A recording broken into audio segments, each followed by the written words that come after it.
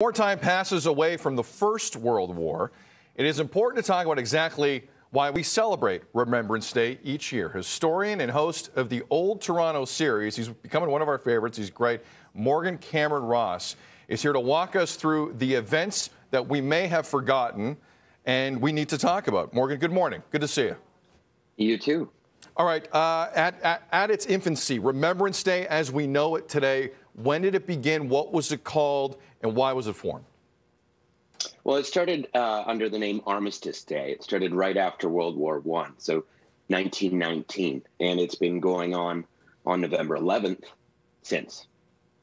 So in terms of World War I, you know, especially in Hollywood, and I hate to bring up Hollywood on a day like this because it's about reality, but World War II, we see a lot depicted in media, Korea War, Vietnam, whatnot. World War I is still one of those events in human history that maybe doesn't get as much play as the others from a commercial standpoint. But it is really one of those moments where history is hinged for humanity. Remind people at home how big this was.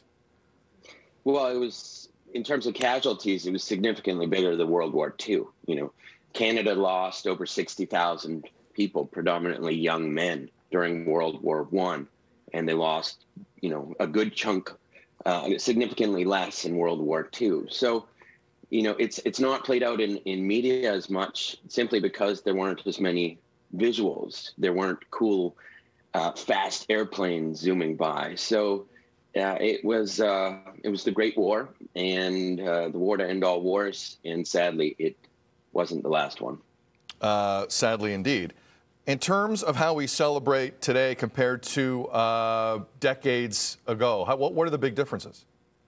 I would argue that, well, the main difference is there are fewer veterans from the earlier wars. But, you know, as someone that's gone to Remembrance Day ceremonies since I was born, the actual pageantry and ceremony that we go to is relatively similar to how it was 100 years ago. How many people from Toronto specifically went overseas in that war? Well, it would have been in the tens of thousands that went there. But Torontonians, somewhere around 3,000 Torontonians, predominantly young men, passed away during World War I. So where can people find events being held across Toronto and across Ontario? What's a good spot? Well, many of our local parks and city halls have ceremonies today at 11 a.m.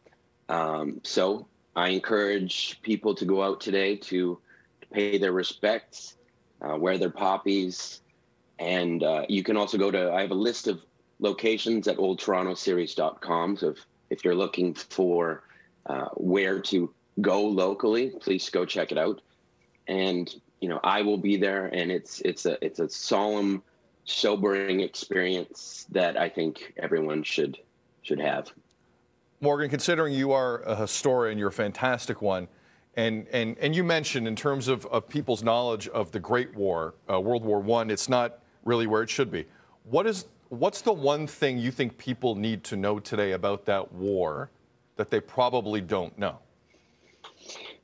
Just the sheer number. I think one of the things that drives it home for me is many of the high schools across Canada, but in Toronto specifically, many of the high schools have monuments.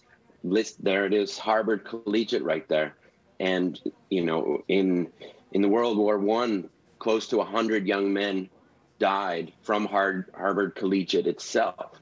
So this was something that had teenagers leaving home and often not coming home. So in your neighborhood, in our neighborhoods, 100 years ago, there were a whole bunch of young men and sometimes women that never came home. Incredible. Morgan Cameron Ross, historian and host of the Old Toronto series. Morgan, every time you come on, we appreciate you, especially on a day like this. Take care. Let's talk soon. Thank you. Thank you.